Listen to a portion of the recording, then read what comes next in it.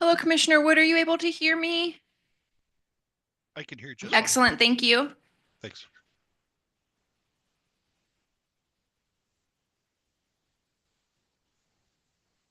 I just want to remind everybody, please make sure the green light on your microphone is on and make sure we speak into it.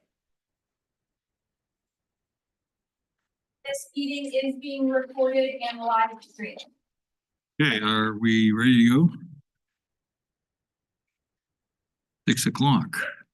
Okay. I guess I'm going to go ahead initially to call the meeting to order for the Planning Commission on, what is today, April 16th? So we'll, first of all, what's on the agenda? First, we'll do roll call. Well, first, in the absence of a chair and vice chair, we will need to elect a chair pro tem for the meeting this evening. Do we have any volunteers? Guess I'll volunteer. Okay, excellent. Thank you. And we'll take a vote. John Marshall as chair pro tem for the evening. Yes. Excellent. Thank you. Yes. Okay. All right. All right. Roll call. Roll call. Present this evening are chair pro tem John Marshall, Commissioner Jerry Bainey, Commissioner Marissa Doyle, as well as William Wood on Zoom. Absent are Jonathan Derby and Seth Clark. Also present this evening are special guest consultants from LCOG. We have Chloe Trifilo, maybe didn't pronounce that right, as well as Jacob Collister. Jacob, how are you, sir? And I'm here too. Oh, as well as Counselor Lehman, our council liaison. Thank you. Next on the agenda are the approval of minutes. Okay, anybody have anything to add to the minutes from our last meeting? Any changes they want? I'll entertain a motion to approve the minutes. I move we approve the minutes. Is there a second? Second. All those in favor say aye or raise your thumb. Aye. Aye. Aye.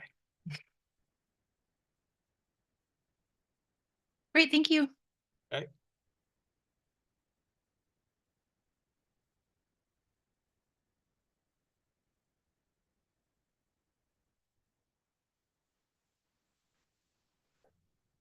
Okay, next on the agenda this evening, Chloe will be presenting on some of the CFEC standard work that we have talked about at the previous meeting.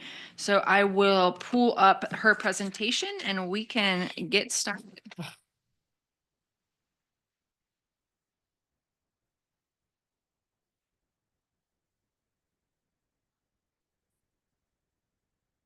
Chloe, before you get started, Yeah. what is your background? What is your position with LCOG? So, well, first of all, can everyone hear me okay? This level? Yeah, I'm happy to yammer while it gets pulled up. I'm an associate planner. I've been with LCOG for almost 2.5 years at this point. And I did previously work for Lane County as a planner there. So I have a pretty good understanding of at least the rural planning in Oregon. That's kind of how I got my Oregon planning introduction, which, as you know, is its own special system. And I'm very, I guess, passionate about delivering information in a way that is understandable to myself and people. So just up front here, if you have questions throughout the presentation, stop me anytime. And I apologize for how many times I'm gonna say pedestrian friendly and walkable over and over again. So without further ado, the presentation is pulled up, and as Megan introduced me, I am Chloe Trifilio with Lane Council of Governments, and on the call we also have the interim planning manager, Jacob Collister. He can feel free to chime in as well anytime. And Megan, of course, if you have, corrections about land use requirements or regulations, or I'm even might even have questions for you. So yeah, if you want to pull up the next slide, just a quick agenda for the presentation. We're going to go over the background of this portion of the CFEC rule. I'll explain it, some key terms, and then really get into the meat of things, which is the sections of the rule that we are looking to come into compliance with, and some final tips and takeaways. Next slide, please. So quick background, since you do have some familiarity with this project and what is called CFEC. So Oregon has set a policy and a goal in law to lower greenhouse emissions by 75% by 2050. As part of that, the climate friendly and equitable communities actions are key elements of the Oregon statewide transportation strategy and meeting the climate goals. So that's what CFEC is, climate friendly and equitable communities. The CFEC program requires communities within metropolitan areas to review their local land use plans and regulations to ensure community members have safe, comfortable ways to get around and better transportation options to meet daily needs and reduce reliance on automobiles, as well as increase walkability of the built environment. The Oregon Administrative Rules, OAR, 660-012-0330, which is where we get our Rule 0330 from, help to implement the CFEC actions and goals. So section 1 of what we're going to call Rule 0330, and what we're focusing on today, is states cities and counties shall implement plans and land use regulations to support compact, pedestrian-friendly, mixed-use land use development patterns in urban areas. Land use development patterns must support access by people using pedestrian, bicycle, and public transportation networks. Rule 0330 continues for 7 more sections, which we'll discuss in the presentation and break it down so we can figure out how each section of the rule applies to Cobourg and how Cobourg is already meeting the rule requirements or where improvements could be added to the code.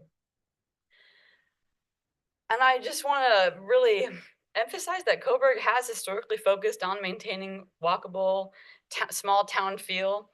It's evidenced by the fact that there is a visioning and planning effort, and the 2020 City of Cobourg build-out scenario is also adopted. In addition to the downtown Cobourg overlay districts, which do a beautiful job of really bringing, new commercial in the downtown area to the forefront and create that walkable environment. Question. Mm-hmm. County has to do this too, is that correct? The count, so and we can get into this as well. Rule 0330 applies to metropolitan areas and those that are subject to like a regional transportation plan. So that includes Cobourg. The county is not part of this section of the rule. Yeah, it applies to mostly cities and metropolitan areas. The CFEC program overall does. Which makes sense because we're looking at more mixed use urban areas here. I was going to say, I think some of the exceptions Chloe will probably get into speak specifically to, was it agricultural and rural And industrial. and industrial Mhm. areas? So those categories, generally these rules don't apply to those characters of land, but as we are part of the Metropolitan Planning Organization, we are subject to comply with these requirements. And yeah, so in January of this year, the Department of Land Conservation and Development, DLCD, published a walkable design standards guidebook and an accompanying model code. And this is relevant because that was a tool that DLCD used to provide examples and best practices for how cities could comply with the Rule 0330 requirements. And so the goal of the guidebook was to provide resources, guidance to updating land use regulations for the jurisdictions required to comply and clarify the process for steps. DLCD is contracting with LCOG on behalf of the city of Coburg to identify opportunities in the city's code to meet updated land use regulation requirements of the Rule 0330. So in that regard, we did create a memo that is in your packet this evening called the Code Change Recommendation Memo. And it consists of 3 columns. On the left side of the memo, that is a quote, a word for word of different sections of the rule. In the right-hand column, you'll see sections of Coburg's zoning code that add to the meeting the requirements of that rule standard. And then the middle column are suggestions and best practices that mostly come from that model code that DLCD created in order to help cities comply. And just to quickly talk about what the successful outcomes of walkable design standards would include: comfortable, direct, and convenient access for pedestrians, cyclists, and transit riders equitably provided throughout areas, and reduced reliance on the automobile. Neighborhoods that are comfortable for families, people young and old, inclusive, sociable, and that offer safe, direct connections to surrounding destinations, and commercial districts that orient activity and entrances to the pedestrian realm that are designed for climate resilience and better health outcomes. So next slide, please. Key terms I've already gone over is CFEC and the Rule 0330. So that's the Oregon Administrative Rule 660-012-0330. Coburg Zoning Code I refer to throughout the memo as CZC. And generally, Transportation System Plan is TSP. The zoning district, so the way that the 0330 rule breaks up its sections, it kind of ends up being 2 residential sections, 1 commercial, and then some others that you'll see about applicability and exemptions and auto-oriented uses. And so in our discussion of how we would apply the rule to Coburg, we really saw that when they're talking about neighborhoods, it most closely aligns with the 2 residential zones. So that's traditional residential and traditional medium residential, TR and TMR. And then the section that talks about commercial and mixed use, Coburg doesn't have an explicitly mixed use district. So we did not feel like having to add additional information about mixed use when that's not really how Coburg is set up. So we just are categorizing commercial as right now the 2 commercial zones that are central business and the highway commercial zone, C1 and C2. And also the downtown overlays that pretty much completely cover the central business zone and add additional design guidelines and standards to the C1 district.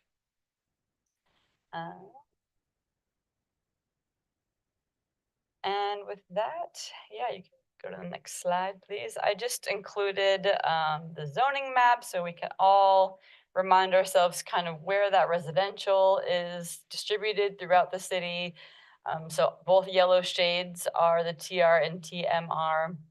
And then the purple is purple and pinky kind of zones are the C1 and C2, and downtown is right in the middle where all the downtown overlays cover. And like we were just saying, it will not talk about the public and recreation zone. It will not talk about industrial or anything agricultural. So just commercial, residential, and then some uses that apply across the 2 types of zones. Next slide. I can go to the next one. We exited that one. Quick question. Yeah. On the last one. Sure. Can Can you go back? We have annexed in 108 acres.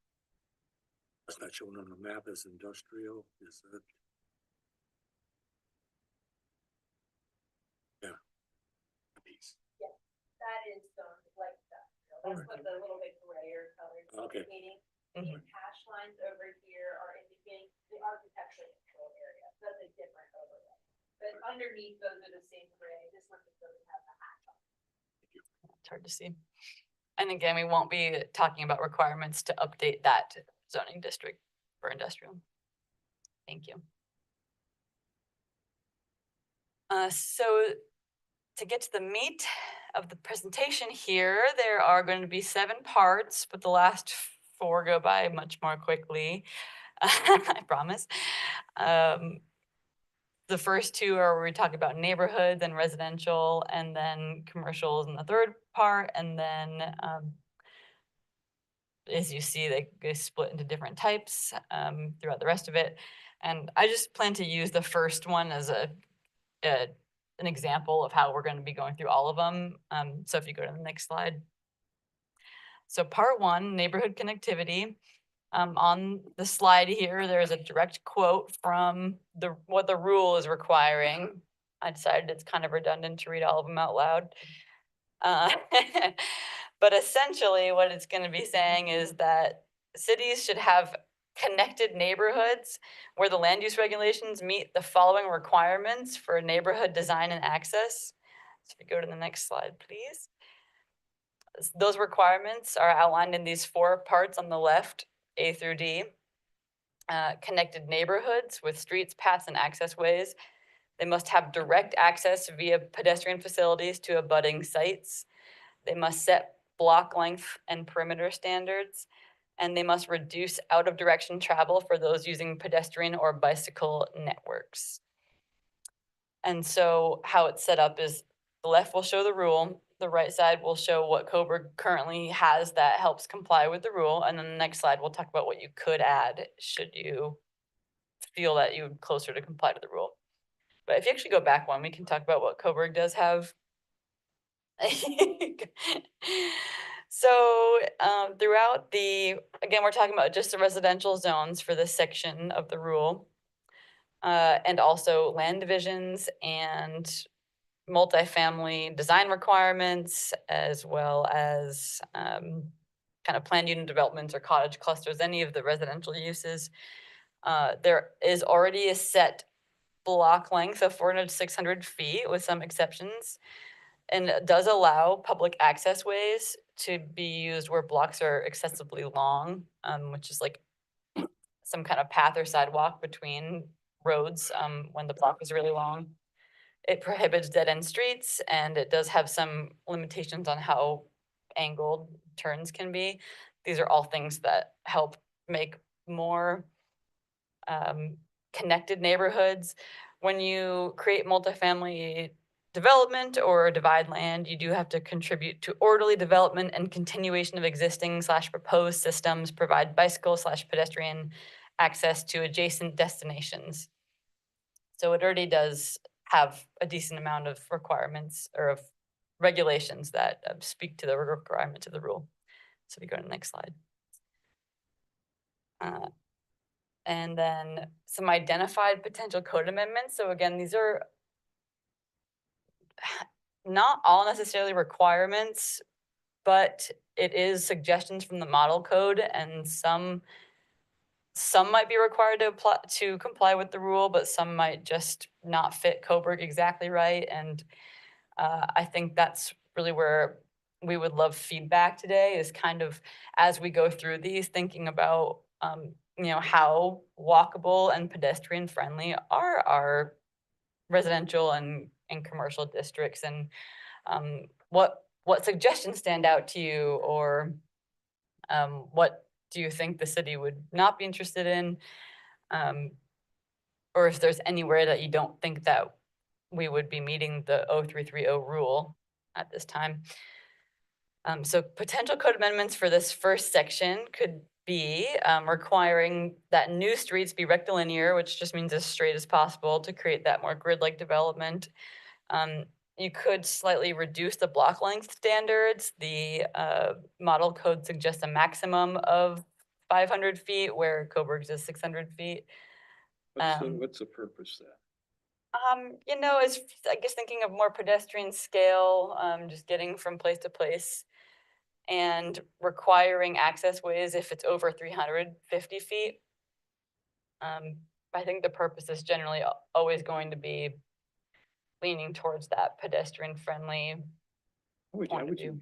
Would you do that? Mm, Would you do that in a development that you had a block that's 500 feet long and you're gonna provide some sort of public access?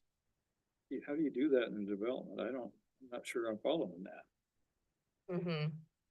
It'd probably be between lots. You just save a little space for dedicating it to the public. And then one thing that the model code does is have additional standards for those access ways Yeah, so like that an it alley? ensures it's wide enough and light enough and bikeable, walkable. What is an access way? So I have a definition in here. It is essentially another word for a path that would allow access between two streets and could be, well, could be required to be paved and maybe lit or What's the standards for that? right now, Coburg's code doesn't appear to have a lot of specifics. It does allow them when blocks are over, exceptionally long and need modifications. But some suggestions from the model code would be about width, linearity, keeping it pretty straight so it doesn't curve and you can see all the way through it for safety purposes. Is there a width standard? That the model code suggests. I do have it open.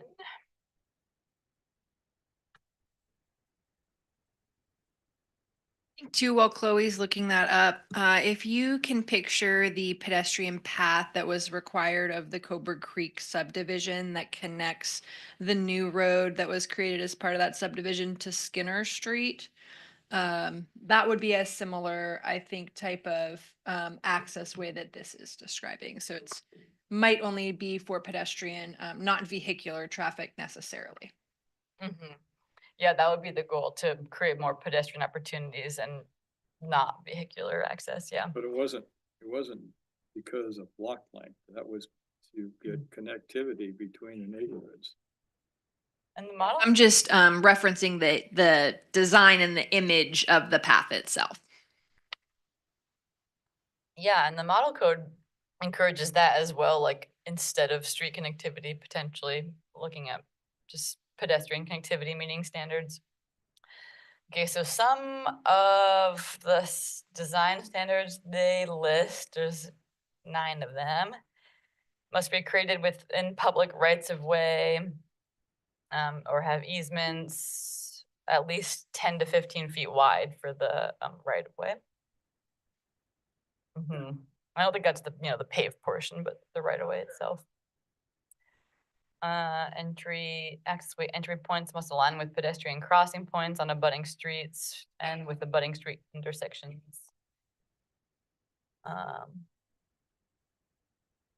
This might, let's see, pedestrian bicycle access way may be proposed in lieu of full street connections for an existing block length of 700 feet or less. So this actually might be more like the scenario that you were talking about, where it's in lieu of a street connection. But they are good examples of what a safe access way would look like. No horizontal obstructions and a 9-foot 6-inch high vertical clearance. Sufficiently straight where both points are, where endpoints are visible from any point. A slope of 5% or less, and have constructed with gates, removable, lockable post bollards or barriers, so that to prohibit access by motorized vehicles. Access ways connecting to sidewalks built with a full height curb do not need to provide barriers. And when we're talking motorized vehicles, what are we talking about? Well, that is a great question. I assume they mean automobiles. I'm not sure. All these micro-modal transportation. You said it, I ask. Yeah, no, it's a good point. And these are things if you do want to add, I mean, you do already allow access ways. So if you want to consider these design standards, if one of those scenarios comes up, the model code does have suggestions and we could talk through. Coburg's got a few of them already. There's that one over there. There's the one that connects and this one to that, that the park path back there. And there's another one off of like Water Street, goes straight down to that new development. There's one, two, there's those ones, and then there's the ones over in the, was it at the end? Way over there, there's that other subdivision, there's one that connects the two together. Yeah, Walk path, right? yeah, there's Part of- two walk, part of the that path. connects the two streets together. It's great. The- You can picture along the water. It's that, all I know is that if you go on down a bike, you're gonna go really fast. That's what I know about it, because my kids discovered it. Yeah, but it's like over, I think it's not for Water Street. And then you, Oh, I think you might be right, it cuts down to that, Uh-huh. cul-de-sac. yeah, Mm, Pretty that'd be, narrow. You're right, those are some- yeah, try to go down on a Mhm. bicycle and not clip something. Fun. so there were slope requirements in their model. But that's great. I mean, like, it just highlights again that Coburg's already utilizing these tools. I mean, access, you're already having biking examples, restricting automobile access through there. So, you know, again, it's a matter of what do we want to do to comply with the rule further, or how do we make the argument that Coburg already complies? On my slide here, I wrote block perimeter standards with a question mark because the rule actually does mention block length and perimeter standards, but the model code doesn't have any perimeter standard suggestions. Coburg doesn't currently have perimeter standards. That would be a kind of a nuanced one to work through. Yeah, that's all for the first section, which is neighborhood connectivity. Just to give you an idea of, yeah, what was required. But I like, you know, having discussion during. That's great with me. So part 2 is residential neighborhoods, very similar, but it gets more into the specific land use regulations that are called out that should be included but not limited to. If you want to go to the next slide, thank you. Setbacks, lot size and coverage, building orientation, access, and other standards that support pedestrian-friendly development patterns. So setbacks, and again, we're just doing residential zones right now because we're talking about neighborhoods. Right now, Coburg uses a 15-foot minimum and 20 feet for garages, and the model code prefers a maximum setback requirement. So rather than saying you have to be 15 feet or more, it says you can only be up to this many feet setback, and kind of brings things closer to the street, which the model code would have suggestions for those numbers, and I don't have the details here, but it would be an interesting one.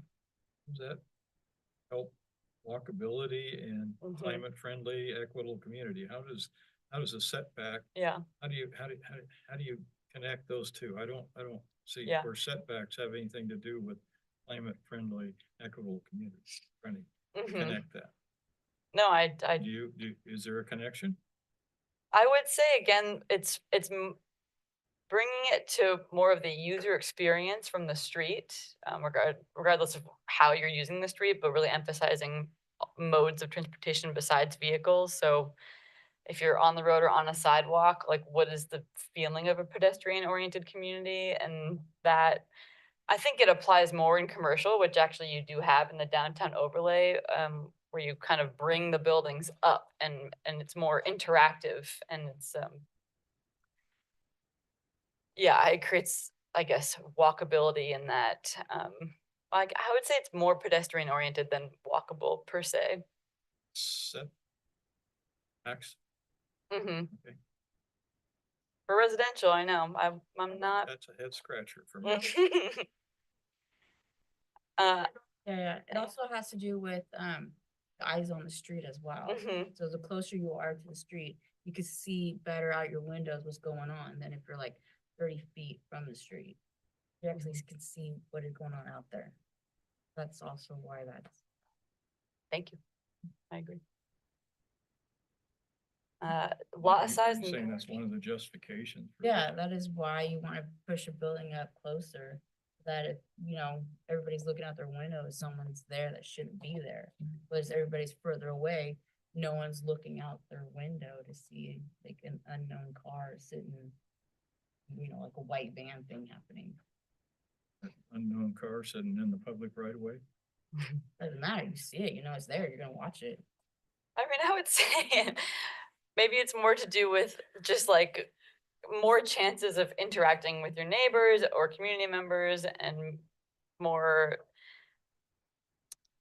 I guess like a sense of community in that way, and that it's not that you're necessarily just watching out your window, but you're, you know, you're just having more interactions with the public sphere. I don't know, it's an idea of what eyes on the street could be. But I understand, and again, I don't think you have to. Not saying the model code says we must do maximum setbacks in the residential zones. But I am just letting you know what the model code is suggesting. And for lot size and coverage, the residential zones already have maximum percentages depending on the number of units, and there are also lot sizes that are determined based on like the density allowances that come from the comprehensive plan. And they vary between the TR and TMR.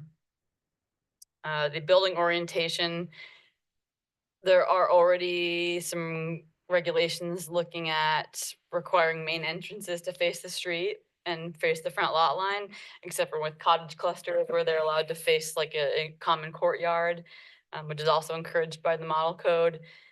As far as access maintenance, there is an 8 to 12 foot driveway width standard in the code, and garages cannot be more than 150 square feet when facing the street.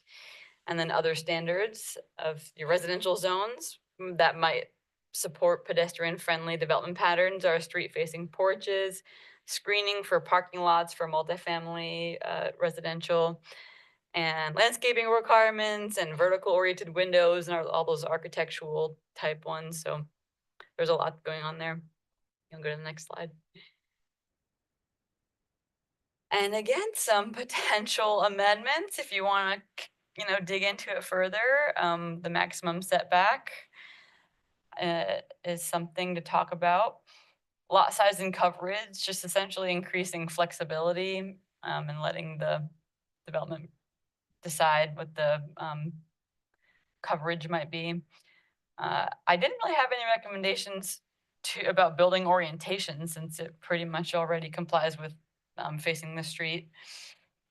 And as far as access goes, I didn't find a specific code that required a pedestrian path from the residential entrance to the street. Also having 5 feet of curb between driveways is one tool that helps safety with backing up and just creates like a more usable green space, rather than having, you know, driveways like a little too close together and there's that one like spot. Add driveway width standards to the design standards rather than the land division standards. I could just imagine like a multifamily unit being permitted outright that doesn't have to meet land division standards. Allow duplexes to share a driveway and then also have width requirements or maximums for that. Base garage width maximums on the percent of the facade. I think that's like another flexibility tool. You know, you do already have that 150 square foot maximum.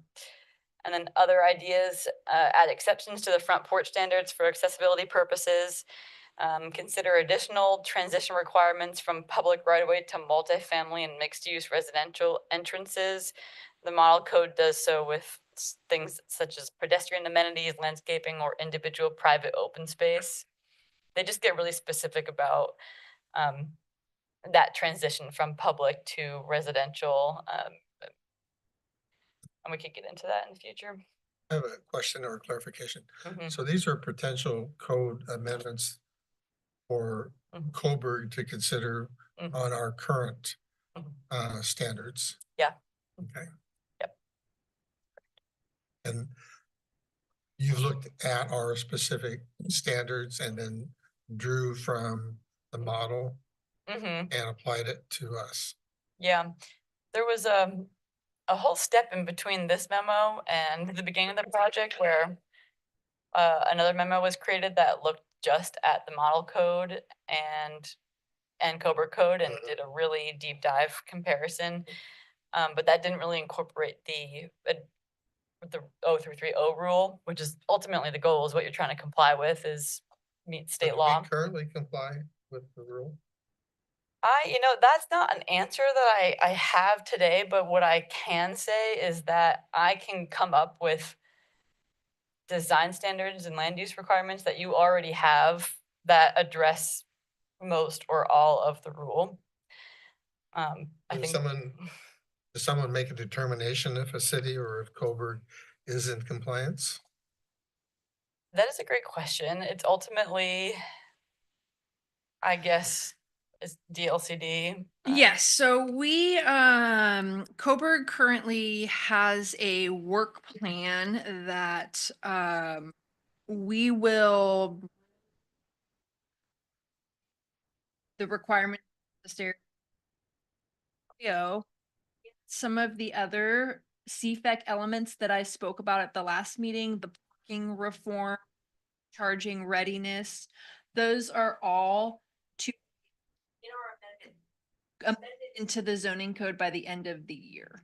So will that come to the planning commission first and then to the city council? And you'll delineate what is required and what is suggested? The requirements aren't super rigid of this is the exact language you shall adopt. It is more to meet the intent of this rulemaking, which, as Chloe has pointed out, Coburg already has quite a number of design standards that get I would just to. hope that when it comes that the commission and the council will know what's required, what's recommended. Mhm.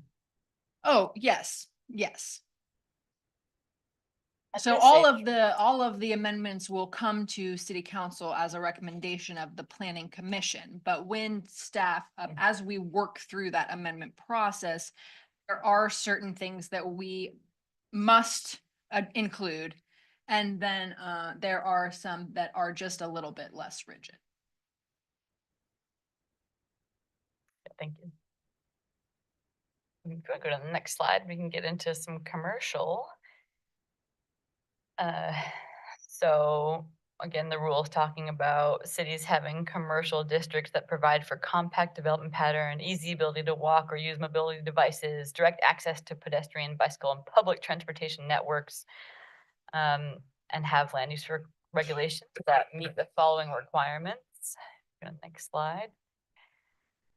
Building orientation, accessibility, and pedestrian amenities. And this is me paraphrasing the rule again. Parking and circulation location, access ways comes up again. Pedestrian entrances, internal pedestrian facility network. Building oriented to transit and pedestrian amenities for transit stops, bicycle parking, and other standards. So I just run through them pretty quickly. Coburg already has some commercial building orientation requirements and maximum setbacks that we talked about. The entrance is generally oriented to the street. There's a required building line in a lot of the downtown overlay districts. Raised residential entrances to create that separability between uses. Street-oriented entrance to pedestrian amenities are required in the downtown overlays, and the central commercial zone is a little bit more lenient, but it does have that residential frontage area for when the highway commercial zone abuts residential zones. And that also has pretty, requires buildings oriented to the street, considers pedestrian pathways and amenities. And so then section B is parking and circulation. Generally, both sections of the commercial districts require parking in the rear of the building, side or rear, or no parking in the front yard setback or between buildings and streets. So it kind of gets at that same idea of pedestrian friendliness. Entrances to face the street in all commercial zones. Internal pedestrian facility networks is just talking about how people get around on a development site. So already requires pedestrian walkways to be distinguishable from parking and driving areas, which is great. And building orienting to transit and pedestrian amenities for transit stops. The C1 central business district requires that development within 250 feet of a transit stop. The applicant must work with Lane Transit District to locate it near the building's main entrance. For land divisions, they have to provide direct access to transit, and for master plan developments, developers may contribute to the transit facility construction. So there's elements of all those. Bicycle parking is its own section in the design standards, required for any development that requires site plan review. And then other things that you might be aware of, the C1 and the downtown overlays has ground floor fenestration, floor to floor height, building width and length, and architecturally controlled area requirements, as well as shop front design standards, sustainable landscape standards, and similar for the highway commercial as well. And if you want to go to the next slide. So, I mean, again, it's a recurring theme, you know, the model code you could take it as far as you want. The model code has loads of really specific, like the building entrance could be a 45-degree angle, but it has, you know, if you want, then you could also allow them to have a front porch. Like you could get as detailed as you want with some of these standards, or you could leave, you know, make an argument that your code is already doing enough in the commercial design standard realm. But some suggestions might be, and these are speaking to each of the sections on the page before, add requirements for pedestrian connections to walkways on adjacent properties. It already does a lot of that internal walkway requirements, but I just identified that one specific piece of language it's missing is looking at walkways on adjacent properties. Consider requiring the walkways to the building entrance to the street to be relatively straight. And there are plenty of additional requirements you could do for that, like accept trees if they're in the way. Pedestrian entrances for uses open to the public to remain open during business hours. This is a odd one in that it's called out specifically in the rule that pedestrian entrances should remain open during business hours. And I think the idea was businesses having almost like a false pedestrian entrance and continuing to use their vehicular or their parking lot entrance as their main one and locking the front one or the main entrance. So that one might be one of the only things I could say is more of a requirement than a recommendation. Bolster the list of places internal pedestrian walkways lead to like parking, bicycle parking, common outdoor areas, etc. And what I do like in their model code is the ways that you can make walkways distinguishable. And I'm just thinking about like when I go to Costco and you can barely tell where you're supposed to walk. There's like no room between rows of cars and it's always so busy. So like your code does require that it is distinguishable, but the model code has ideas like raised a certain amount and it, you know, maybe color, the other kinds of differentiation, maybe lighting, maybe separation.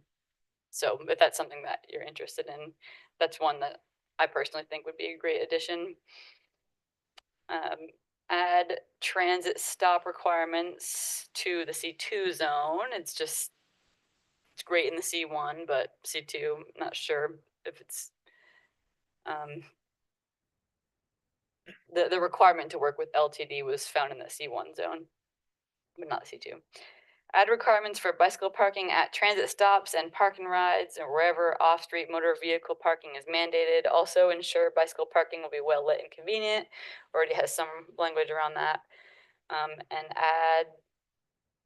I wrote add driveway separation requirements to the commercial, about like 5 feet, but I kept thinking about it in the car, and I'm not sure how many driveways you really have in commercial, so talk about that one. Any questions about the commercial standards for now? Just a general question. Hmm. These code requirements Mhm.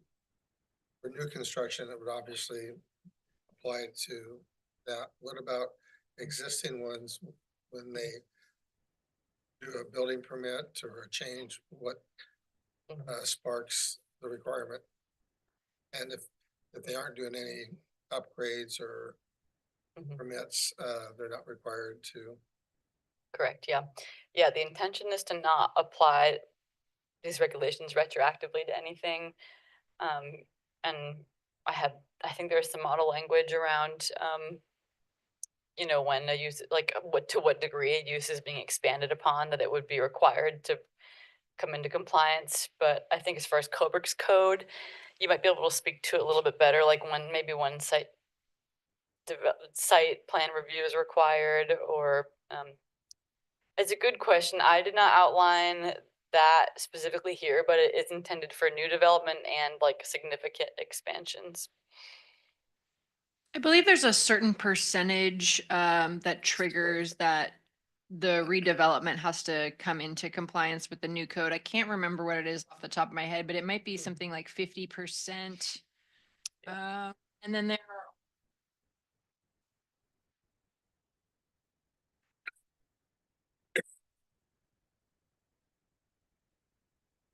Okay, promise the next 4 are not as in the weeds.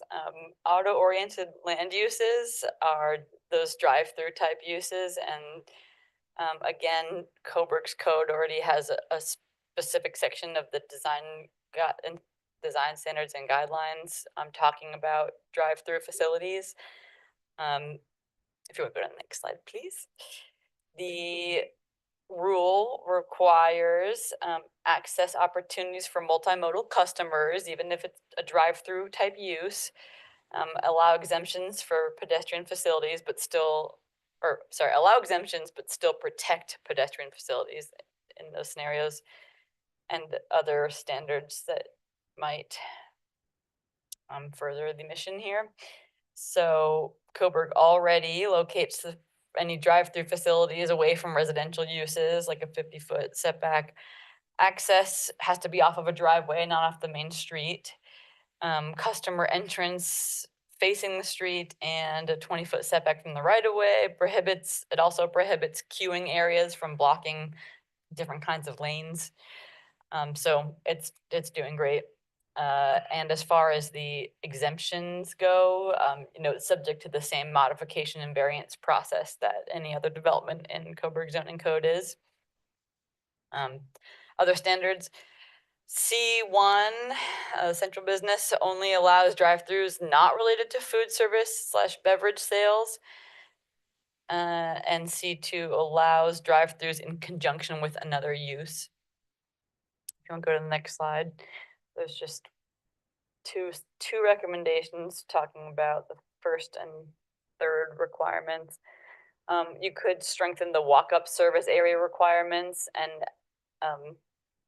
it's another place where the model code could get into a lot of detail about what you could do to strengthen walk-up service area requirements to make sure it's like a drive-through use and a pedestrian use. And also add parking stalls to the list of queuing areas that you can't block. And then also you could prohibit all drive-through uses in C1, where currently non-food related ones are allowed, and that's because the model code recommends in like your kind of downtown Main Street areas to not have any drive-through uses, and that's, I think, most closely compared to that C1 district. Yep. Applicability and exemptions. This is actually the second section of the rule, and it's just saying you can allow exemptions to provisions in the rule when conditions on a site or class of site would make those provisions prohibitively costly or impossible to implement. and they can provide exemptions that include but are not limited to, go to the next page or slide, topography, railroads, highways, and other permanent barriers, lot or parcel size, orientation or shape, available access, existing or non-conforming development, to provide for accessibility for people with disabilities or other site constraints. And I just left it all in one slide here. You know, I think the pretty hefty modification, both minor and major process, allows for all of these types of exceptions to be an argument. You know, there's not really specific about what you can and can't use as criteria to modify your development. Also specifically topographic constraints are considered in a lot of the sections, like block length standards and residential lot sizes, said that outright. And master plan developments allow modifications. So really, didn't dig too deeply into code amendments on this one, but you know, if you were to want to comply with the law, you could list A through G here outright in your modification section. And also, I think looking at the code from an accessibility standpoint is doing like specific amendments for mobility and accessibility, like we had pointed out for the porches, maybe some of the downtown entrances. I think one thing they recommend is, you know, we don't really allow like drive up or drive through, but if there's like a residential facility type use and somebody needs to be able to drop off or pick up clients, that could be an exception. But again, you know, already very closely in line. And the next section is just looking at definitions with your code update. This isn't any specific section of the 0330 rule, but if you go ahead to the next slide, there are definitions that on the left here are used in the model code and might be relevant to this project, especially if we do adopt any model code language. And then on the right are some others that are not already defined in statute, but just thinking also not defined in Coburg's code, so they could be. And block length has suggestions in the model code, so does drive-through facility, and yeah, they could all be defined. And then finally, transportation facilities.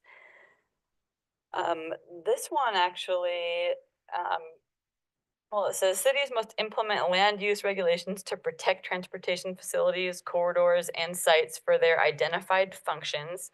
These regulations must include, but are not limited to, access control actions like driveway spacing, medians, signals, spacing, etc., future construction and operation of transportation facilities, protecting public airports, coordinating review land use decisions with affecting transportation facilities, apply conditions and provide notice. And these are all more procedural things that Coburg and many other cities have in place. You know, Public Works often controls the access controls like driveway standards. Future construction and operation of transportation facilities, you know, that's like where in your land division code you say, you know, make sure you're connecting to existing streets and planning to connect to any planned streets or other transportation networks. Airports does not apply to Coburg. And as far as like coordinating review of land use decisions and providing public notice, the code already, you know, requires the referrals and the notice to agencies that were affected, and you can impose conditions. That's in code as well. So that's not one section that many cities are going to be doing updates for.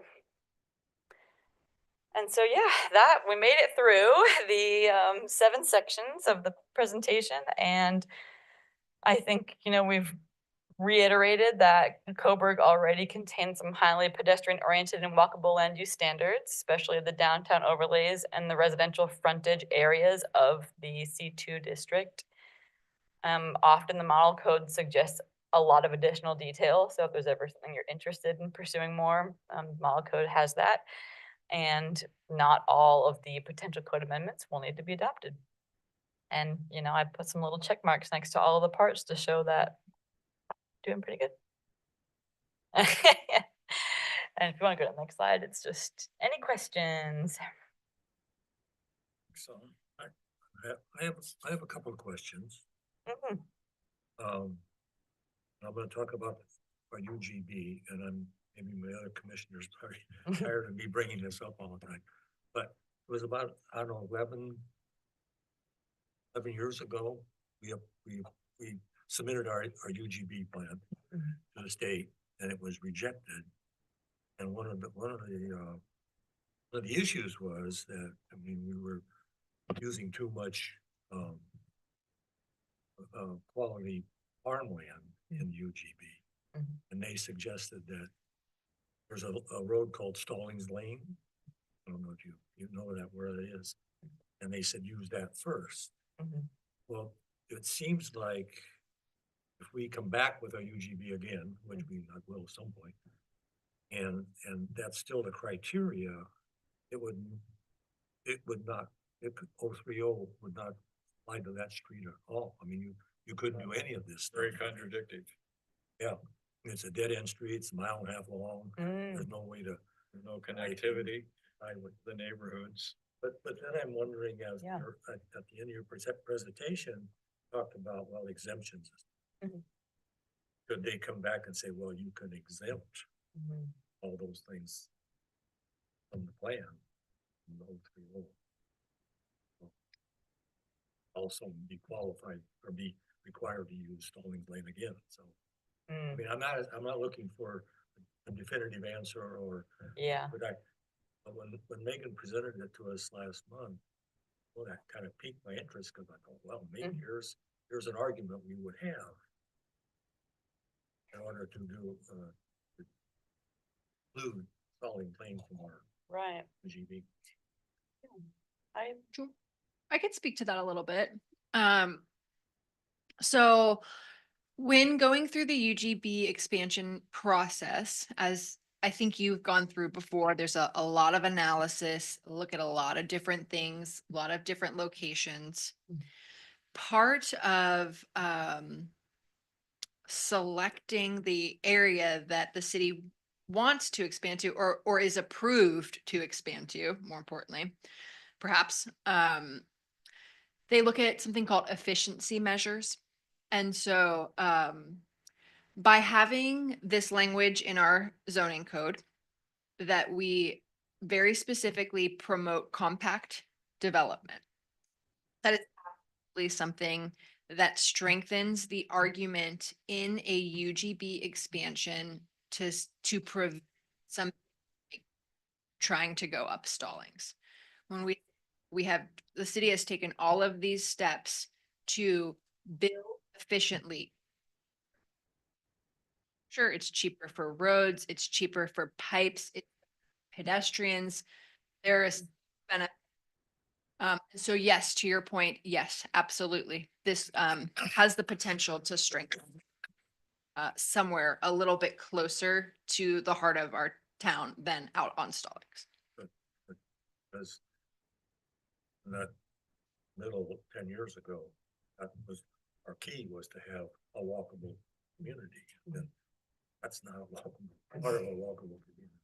Yes, and since then, the city has adopted quite a number of design standards that really reinforce that desire for walkability.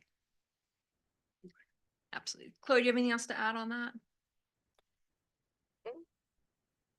No, I think the intersection of a UGB expansion and design standards is interesting, but well said about the efficiency measures.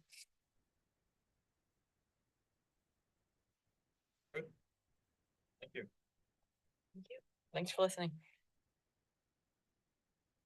Woods, you got any questions? Are you listening? Any questions there? Okay, you're good. All right.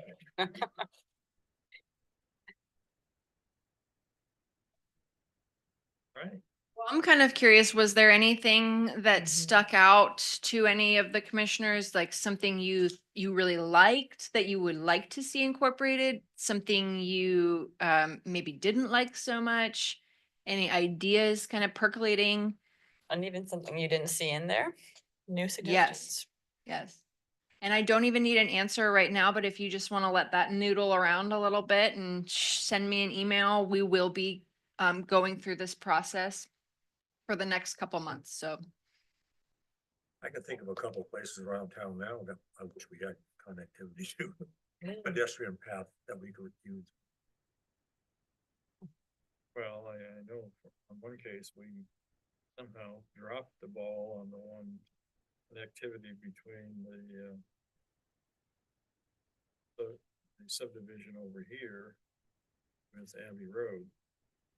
Now that, all through the planning commission, just thought that would be a walkway right away.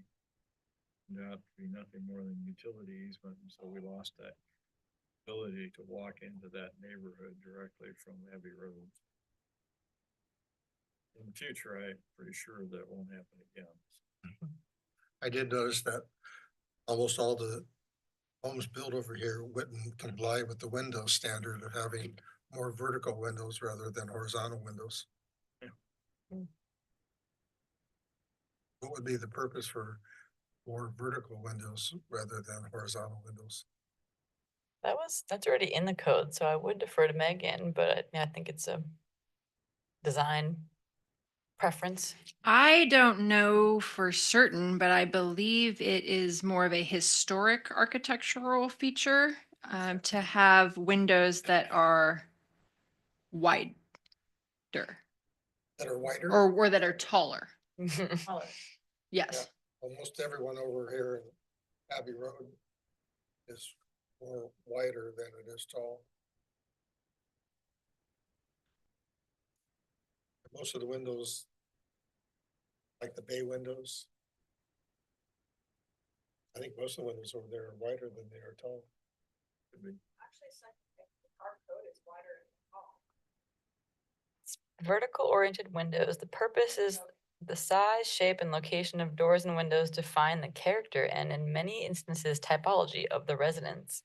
Windows provide light and air. They contribute to the face of the residence sense of being inviting. Taller than wide, yeah. You can like stack them. And they're still vertical. That's what you're seeing. Like a series of them that are ganged together and it being wider in proportion, but they're still vertically oriented. Interesting.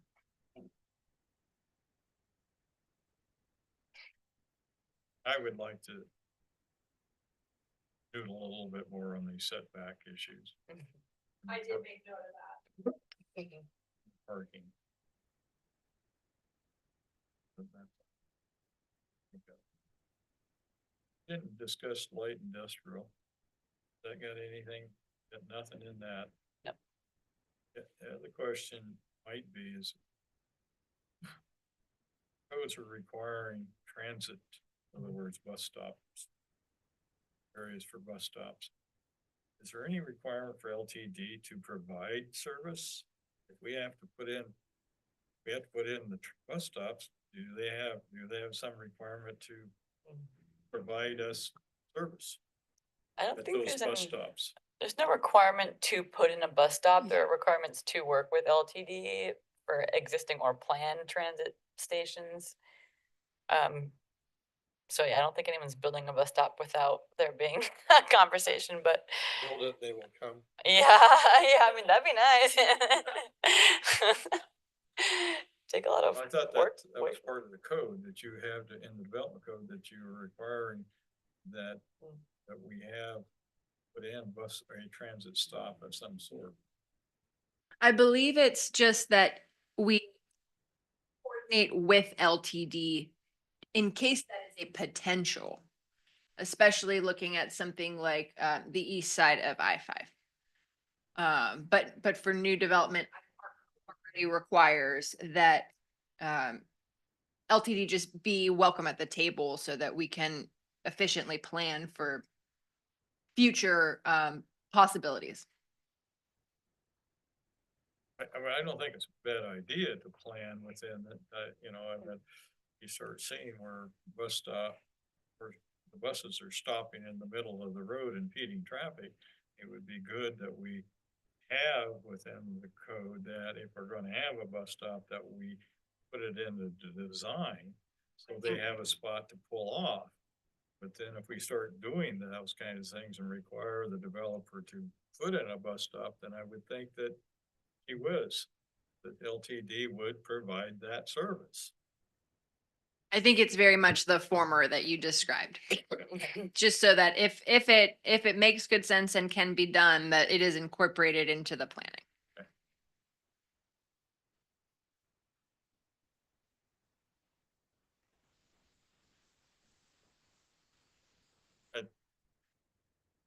Let's see, we're not gonna get into medium density, are we? Not this evening. Do we have a height requirement and, or height limitation in Cobra, correct? 40 feet or something like that? It varies by zoning district, Okay. but yes, we do have height But in a restrictions. residential, medium density residential, there is a limit. Correct. I believe it's either 35 or 45. I can't remember off the top of my head. If we ever get into looking at a development code for medium density type housing, I think heights might be something we need to discuss. Maybe be able to increase that. I'm thinking specifically apartment buildings. That since we are after more dense, compact, walkable stuff, climate friendly, et cetera.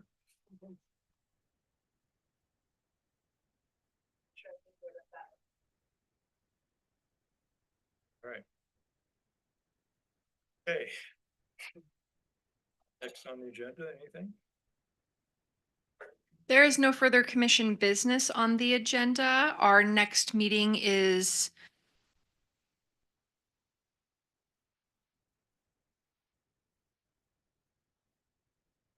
May 21st. I don't currently have any land use applications that are going to be ready for the commission in time, so I will keep you posted as to the business of that meeting. The city administration report was also included in your packet. I don't have anything specific to share about that, but if you have any questions, I can try to answer them to the best of my ability. And otherwise, Done. Okay. Any commissioners got anything to questions, ask Megan? All right, I will adjourn the meeting then. Thank you very much. what is the time on that clock? It's Sure. 7:08. Thank you so much. Hey, y'all have a good day. Thank you, Mr. Woods. Thank you, Commissioner.